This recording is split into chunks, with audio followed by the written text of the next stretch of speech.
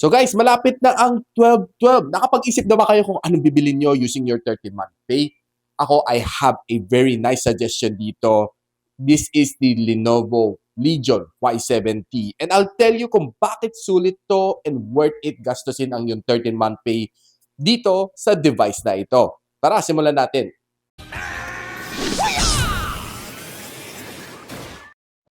So hi guys, ako pala si Richmond, the Gadget Psychic, and welcome back to my channel. This is the Legion Y70. Masasabi ko sa inyo na presentation-wise, for me, panalong-panalo siya dahil normally ang phone at this price point, hindi ganun kaganda ang kanilang presentation pagdating sa box. But, well, si Legion, they gave it extra effort para, well, mas magandang unboxing experience natin. Sa gilid, puro mga Lenovo na logo. And we have here is the white variant na 8 gigs of RAM and 128 gigs of storage. And powered din pala siya ni Dolby Vision and Dolby Atmos. Buksan natin. Savage inside, stylish outside. Same na same sa kanilang punchline pagdating sa mga laptops. Tanggalin muna natin to.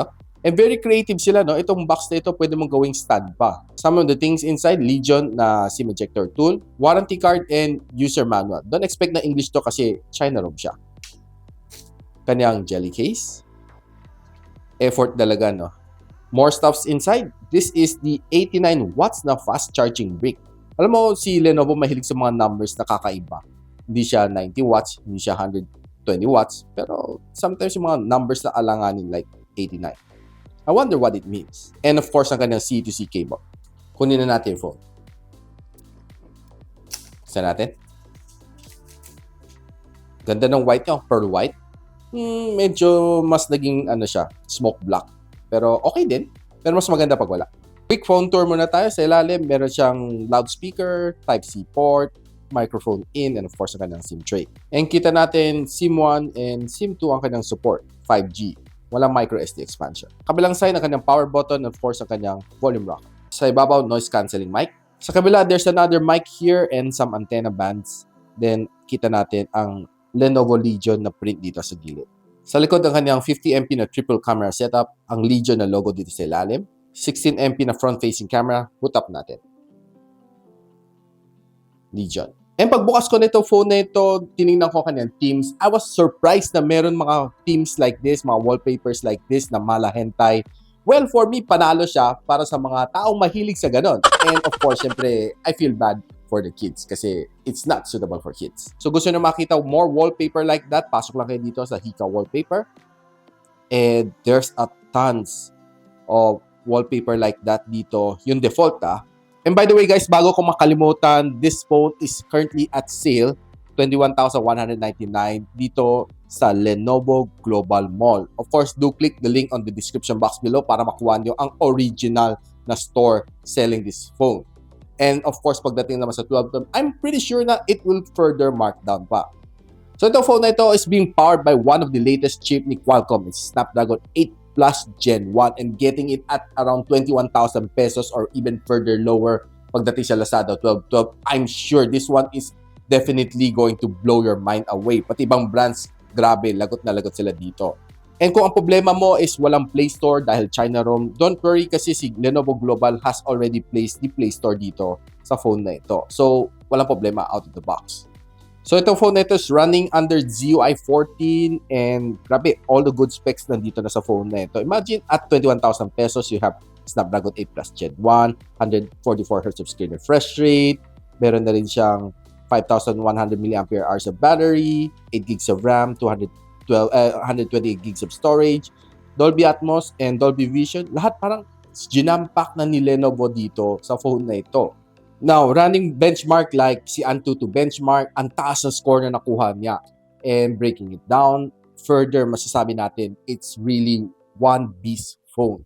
Further checking other benchmark like si Wildlight Extreme, okay din. Ang taas din ang kanyang score. So, expectation natin later sa gaming should be good. Benchmark naman sa Geekbench, ito nakuha niya. So, even at China ROM to phone na ito, it was still able to secure a level 1 na wideband security level. So, meaning, pwede ka manood ng mga HD dito sa phone na ito. Itong phone na ito is a 6.67-inch na OLED display with 144Hz of screen refresh rate.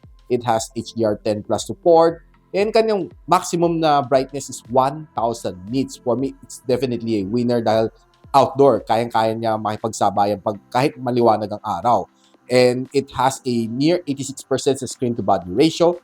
Checking mga bezels niya, for me, it's not really that thick. And watching all of my favorite videos dito sa phone na ito, I can say, okay, enjoyable dahil ang ganda na kanyang display. The black is blacker and the colors are really punchy. And kahit anong mga panoorin ko dito, mapamadilim or maliwanag, okay, panalong-panalo to phone na ito for entertainment purpose. And playing some really nice titles dito sa phone na ito like Tower Fantasy, Call of Duty, and PUBG, I was able to enjoy dahil sobrang smooth ang aking experience dito sa phone na ito. And definitely, this phone is probably one of the phones that you should purchase if you're looking for a gaming phone na magandang specs, na mura, and overall, yung kanyang feel is definitely okay. Kasi si Legion is a manufacturer ng mga gaming laptops. So, their expertise pagdating sa mga phones like this should be at par with yung mga gumagawa na Asus na ROG as well. Now, for my gaming experience, I can say, okay, gameplay, I was able to play roughly mga 4 hours dito non-stop. Lalo na medyo babad ako din sa Call of Duty Mobile. I was able to achieve several ranks, no, higher. Then, I can say na yung experience dito, yung touch niya is okay. Ang kanyang display is definitely a winner dito sa phone na ito. And playing Tower Fantasy is okay, equally nice as well. And grabe, medyo nakalayo din ako sa game na to. And thanks to yung kanyang ganda ng sound, I was able to really enjoy that. And by the way, guys, this one is being powered by Dolby Atmos. So, expect my sound is cool. And probably if you're not really that satisfied sa sounds niya, but for me, okay ang kanyang loudspeaker. Legit and very nice ang kanyang sound. Hindi naman sobrang lakas, but overall, okay siya for me. But kung medyo nabitin ka, you can always use some other buds na you have at home. And except yung mga wired, of course. And by the way, guys, itong phone na ito has a 5,100 mAh of battery and it supports up to 68 watts na fast charging. Kanina medyo naligaw lang ako, akala ko 89. Yung pala, 68. Okay. So, charging this phone is a breeze dahil natapos naman aking full charge nito phone nito from 10 to 100 in just 58 minutes. Okay, not bad. And using this phone on a day-to-day basis, I can say, okay, makunat mo kanyang battery. It was able to last me for the whole day. But of course, it cannot carry me over to the next day kasi medyo power-hungry itong chip na ito. But nevertheless, one whole day on normal usage, kayang-kaya naman niya. But if you're using it for all-day gaming, well, maybe half day pa lang, you need to charge. At para sa inyo mga gusto malaman ko paano yung bypass charging nito, just turn on dito sa battery. Okay? Intelligent bypass charging, pwede mo i-turn on. Or dito sa Legion Zone, pwede rin gawin. Pero ipo-port out rin kayo dito sa battery. Now, with the bypass charging, greatly ma-reduce ang heat while you're playing the game. Kasi the game itself, medyo mainit na yung likod. Then, dinagdagan mo pa ng charging. So, mas mainit pa siya lalo. But with the bypass charging, mas magiging friendly sa inyong battery at the same time, reduce a lot of heat while you're playing the game na naka-charge. And by the way, guys, ito phone na ito has triple camera setup. 50MP na wide-angle camera na may OIS. It also has a 13MP na ultra-wide lens na may 120 degrees na viewing angle and 2MP na depth sensor. And this phone can record up to 8K 30fps sa likod. And sa kanyang front camera is a 16MP na front camera. And the maximum we can record is 1080p and 60fps. Now, for the camera shot, I was impressed na dito sa phone na ito on outdoor. I was able to take in some really nice shot like this one. And ang focusing niya is quick and fast. Wala akong kahirap-hirap mag-focus dito sa gaming phone na ito. And taking in some shots like this is quite okay and natural. And there are sometimes na pag pinansin mo, even though na naka-off ang kanyang AI, there are some photos na nakuha ko is quite saturated. Medyo OA nga yung iba dito, but some are really nice and natural naman.